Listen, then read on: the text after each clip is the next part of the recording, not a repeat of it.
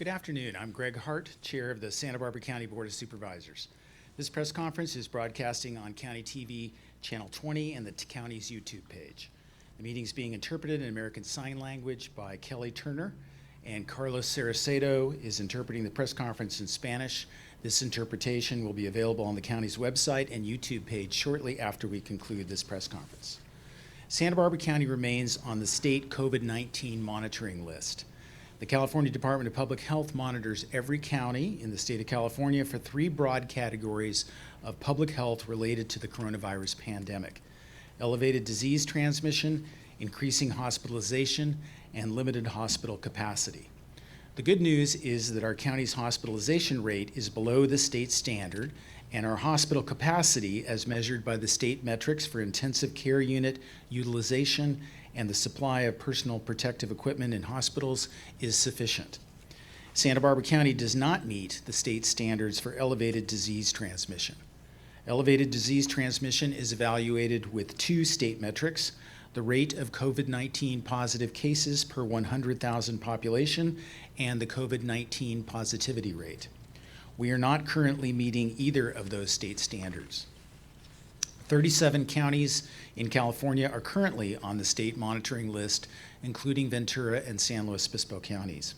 And 93% of the state's population live in counties that are currently not meeting all of the state COVID-19 virus monitoring standards. Our local community, state, and nation continue to face a serious public health threat from the COVID-19 virus that demands our attention.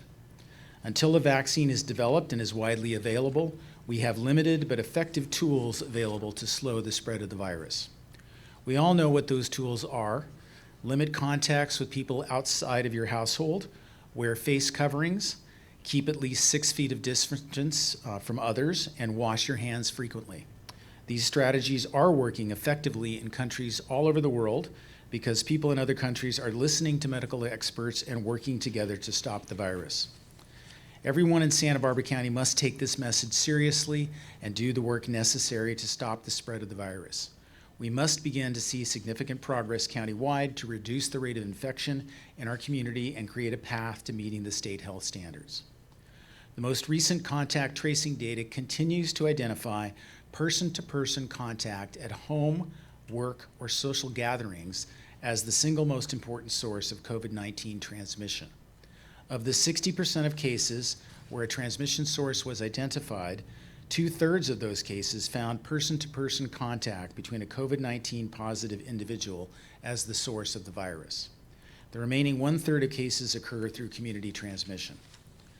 Person-to-person contacts are generally not visible to the public because they often occur behind closed doors, at home or at work. It's very important to recognize that people who live outside our household may be asymptomatic but unknowingly have the virus. Close contact with others, especially indoors without masks, is a high-risk contact that can result in transmission of the virus. Please limit these contacts as much as possible and wear a mask when closer than 6 feet of another person. In addition to the public health crisis, we're also facing an equally dangerous economic crisis. This week, federal unemployment insurance benefits that have sustained nearly 25,000 Santa Barbara County residents with enough income to keep rents paid, the electricity on, and food on the table will come to an end. When the federal unemployment benefit stops this Friday, the average recipient will receive less than $1,350 in state unemployment benefits per month. Many will receive much less. It doesn't take an economist to understand how difficult it is to pay rent and survive in Santa Barbara County on $1,350 a month when our housing costs are some of the highest in the state. The loss of federal unemployment support will directly hurt the nearly 32 million Americans currently receiving this help very hard. This loss of income will ripple through the entire economy and affects every one of us.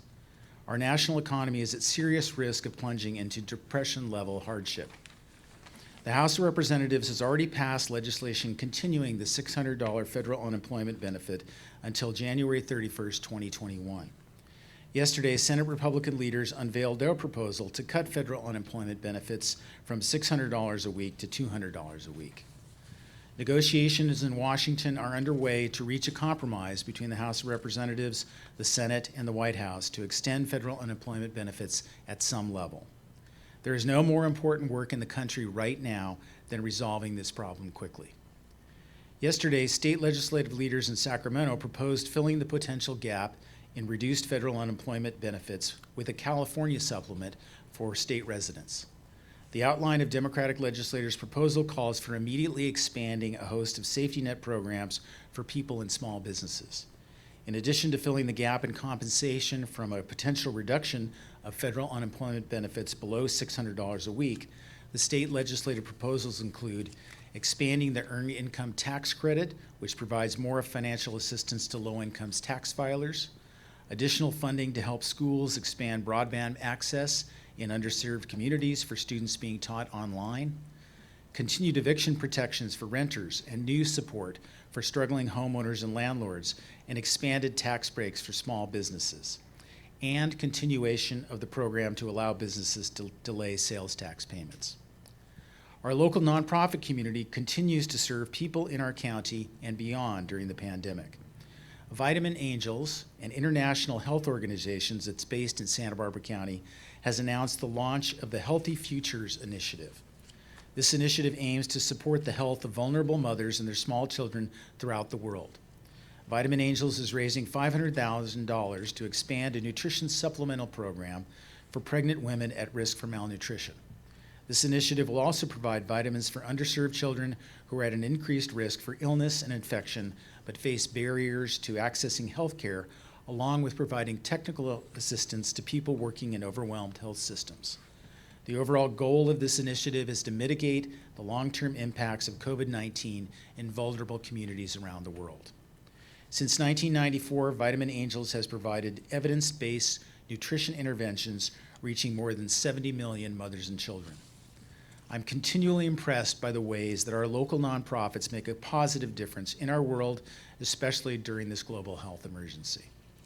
We'll now hear from Dr. Vaughn DeRenoso, the county's public health director. Thank you, Supervisor Hart. Good afternoon. Today, we are reporting 98 new COVID-19 cases. There are 80 patients hospitalized and 25 receiving specialized care in hospital intensive care units. And of the 5,931 total number of cases, 333 are active. Active cases are defined as identified cases that are still infectious. Active cases are calculated by being less than 10 days from the day of symptoms starting or lab collection. This clarification has been added to our website and dashboards for greater understanding. We'd like to highlight that these are identified cases. We know that there are other cases in the community that have not been identified, which is one of the reasons that active cases do not tell us the full story. The 7-day rolling average of our positivity rate stands at 9.8%. While the last few days of reported positive cases have been reduced from the weeks prior, we cannot let our guard down and absolutely must continue our safe practices to flatten the curve. We have accomplished this before, and we can do so again, but we have to remain vigilant and be determined as a community to do so. I'd like to recognize the challenges which many families and parents are experiencing now that summer is winding down and we prepare for a new school year via remote learning. I have a daughter who will be a junior in high school this year. In addition to the usual anticipation and excitement about starting a new school year, she's also a bit anxious. Talking through her anxieties, fears, and worries about making new friends, getting to know her new teachers, maintaining connections with her old friends, even though she won't be able to eat lunch with them anymore, has helped both of us to accept the new reality of remote learning during this new school year. But we've also been heartened by the positives. She's excited about not having to walk to school and being able to wear really comfortable clothing, like sweats and old pajamas during this school year. There have been many calls to our department and the county in the last few days with questions surrounding the school waiver process. The state indicates that all school K through 12 will be learning through remote learning, with exception to those who qualify for the waiver.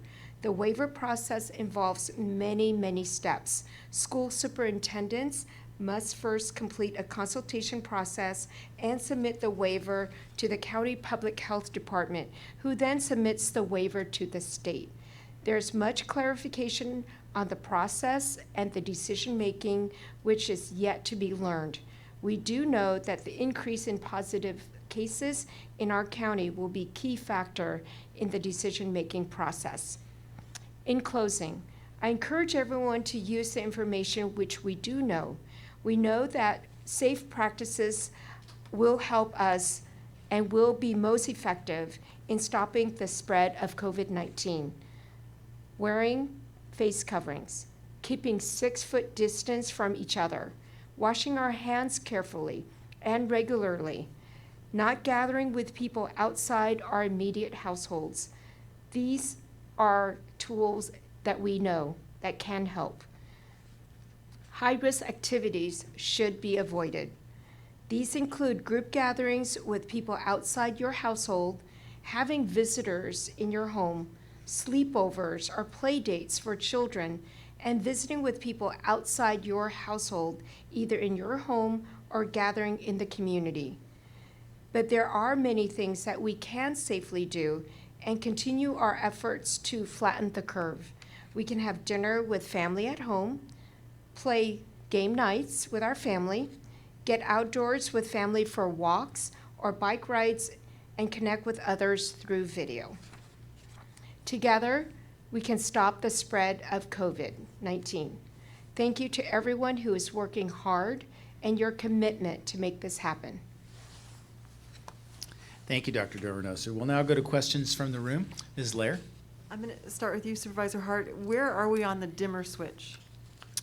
Well, the governor uses that descriptor to explain the thinking going into the pandemic. He wanted to make the point that rather than having a light switch where all businesses would shut down, there would be a dimmer switch that would allow businesses to open and reopen more gradually, depending on the data and the science. And that dimmer switch was set essentially by the state of California and the governor's orders to allow a certain degree of business opening. I think it's fair to look back on that now and wonder if perhaps we had gone too quickly, too fast. But here we are, and the challenge today is how to manage that with those businesses open in a safe way, maintaining our economy and protecting public health. And what that fundamentally comes back to is the message that Dr. Dorenoso and I both made in our introductory remarks, which is individual people control our destiny by taking action to protect each other by wearing face coverings, washing their hands, and staying 6 feet apart. But does that mean this is the first wave? I don't know. I'm not a scientist, couldn't speak to the future in that regard. I'm not sure we're out of the first wave. And, the challenge to us today is to get the virus back under control. Thank you. And Dr. Dorenoso, since you have a child heading to school or not heading to school, can you say what you're saying to them about maybe the spring semester? Are you giving them hope that this will change? And what are you saying about masks? Because I've seen a lot of young people who really think it doesn't apply to them. Those are really good points. So my daughter and I have not talked beyond the fall quarter. I think that it's really important to focus on the immediate, and the spring quarter is 6 months away, and we don't know what that might look like. So I want to ground her on starting the new school year with what she can expect.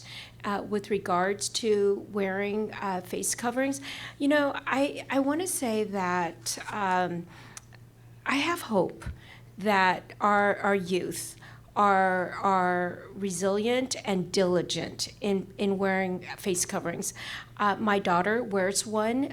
She has one in her pocket. She has one in the car. She has one everywhere. She has a collection of them. And I have to say that it is, she's very fastidious, and so are her friends. And so she is, I'm hopeful that the new habit will take hold. Thank you. Next, we'll go to questions from the room. Or, excuse me, from the phone. Yes. So we are going to Laura Place with Santa Maria Times. Thank you. Can you all hear me? We Yes. can. Great. I was wondering, Dr. Del Reynoso, if you could give an update regarding the outbreak at the Alco harvesting housing area, regarding the number of cases that have been confirmed, as well as if any workers are currently hospitalized for their cases, and how the quarantining effort is going at this time. Sure. So we have 85 confirmed positives in that outbreak, the Alco outbreak, and I am unaware of any hospitalized patients. The isolation is going well. Alco is being guided by a infectious disease consultant group that is providing the guidance as well as overseeing the continued testing. Okay. Thanks very much. Thank you, Laura. That concludes our questioning. Thank you, everyone. Our next press conference will sorry, be. we have one more. Oh, excuse me. Go ahead. Apologies. That's right. Ian, especially because I believe this is the first time Ian has joined us from Santa Barbara News Press. Go ahead, Ian. Yes, hello, hi. Hi, can you hear me? We can. Thank you. Hello? Yes, we can hear you. Hi, can you hear me? We can hear you, Ian. Go ahead. Seem to have lost sound. Go ahead. Well, Um, I'll try to message. if you can hear me, I would like to ask, there's been an apparent surge in medical professionals having been infected in the past 2 weeks. And I was just wondering if there's any explanation for that, where it is taking place. Do we know any contract tracing? For example, is it nursing homes or hospitals, Santa Maria or Santa Barbara? So I can talk about that. So actually, we record 10 new cases in healthcare workers on the 26th, 4 new cases on the 27th, and 0 new cases today. So I want to explain a little bit about what can be perceived as an uptick. We, at the end of June, moved from one database to another. In addition to that, we adopted the CalConnect, which is the state contact tracing platform. Because of those switches, we had to go back and rewrite our codes. So the numbers were changing. And in addition to all of that, the new CalConnect that we implemented was more rigorous in the definition of healthcare workers. So all those factors created a surge that in July that really is artificial. So we can say Okay. that we have an aggregate of 320 healthcare workers out of roughly our 6,000 cases. So it's not startling, really. Okay. And then I'm so sorry. Would I be able to ask one more question? Go ahead. And then, so I was wondering if Dr. Henning Ansarng was going to speak today, but it seems like he's not here. Is there any reason why he hasn't been attending the press conferences or been speaking on this subject?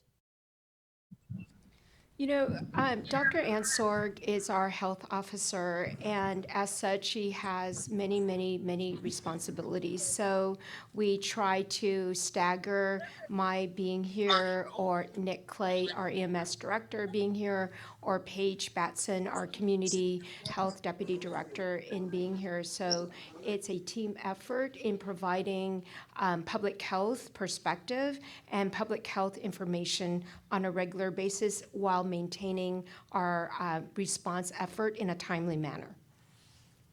And just to add that this is a marathon, and so helping to rotate the staff who are working 24/7 is also part of it. So Dr. Ansorg will be back soon, I'm sure. Thank you, Ian. And next up, we have Fabiola Navarrete. Fabiola, can you please let us know what station you are with? Yes, hello, can you hear me? Yes. Okay. Okay, I would like to ask, what is the health department doing to avoid the spread of the COVID-19 between all the workers, all the field workers, all the farmers? What are the specific things that you're doing to avoid this? So we understand and acknowledge, as it is happening across our state and our country, that farm workers are essential workers, and they are also in a higher risk in outbreak situations. So here in Santa Barbara County, from the get-go, we have partnered with community-based organizations to make sure that both prevention and treatment modalities are available. So once we have a case among farm workers, we follow our protocol in doing the contact tracing, offering isolation and quarantine where if it is not possible, and supporting that with other supportive services like case management services or food support services. With regards to an outbreak situation, we partner with the grower and do the isolation and quarantining as we have done with the Alco outbreak. Okay, related to that, can I ask another question? Go ahead. Okay. Do you bring them some kind of financial support while they are recovering or are isolated? No, but I believe that the growers from the state and federal mandate are offering the sick leave and wage replacement. In addition to that, the county is starting up additional wage replacement program as well. Okay, thank you. Can I ask one more question? Yes. Okay, I just want to know if you have been considering to find people that is not wearing the mask like they have been doing in other states? Yes, I'll take that question. As I mentioned in my remarks, and I think Dr. Reynoso also spoke to, the primary source of transmission is person-to-person contact in close settings. More than 60% of the cases in that have been identified through the contact tracing can be linked back to those kind of person-to-person contacts. So we are focusing our message on the largest category of disease transmission and hoping folks understand that asymptomatic transmission between close contacts, indoors, without masks, is the significant source of contact and transmission, and we want to focus on that. There are unique circumstances in the county where there are close contacts possible in outdoor settings, and downtown Santa Barbara on State Street is one of those venues that looks like that. The City Council in Santa Barbara is considering today different measures that they can take to increase enforcement of their order that they have issued regarding State Street. Masks are required for people outdoors on State Street, and the council is considering an enforcement mechanism that would toughen up that approach in that limited circumstances. There really isn't any other situation in the county like that concentration in downtown Santa Barbara, so the appropriate response, I think, is with the council in that regard for that specific circumstance. And thank you, Fabiola, and that concludes our questioning. Our next press conference will be Friday at 4:30 p.m. If you have any questions, please call the county's call center line at 833-688-5551. Please continue to practice these 3 simple personal steps every day. Number 1, remember to wear a face covering and stay at least 6 feet away from other people. Wash your hands thoroughly and often. Don't touch your face and disinfect surfaces. And number 3, if you feel sick, stay home. Don't go to work and isolate yourself. If your symptoms worsen, call your doctor or clinic and follow their medical advice. Please continue to be diligent and focused on our shared responsibility to be safe while also being patient, considerate, and kind to each other. We are stronger together, safely apart. Thank you for joining us today.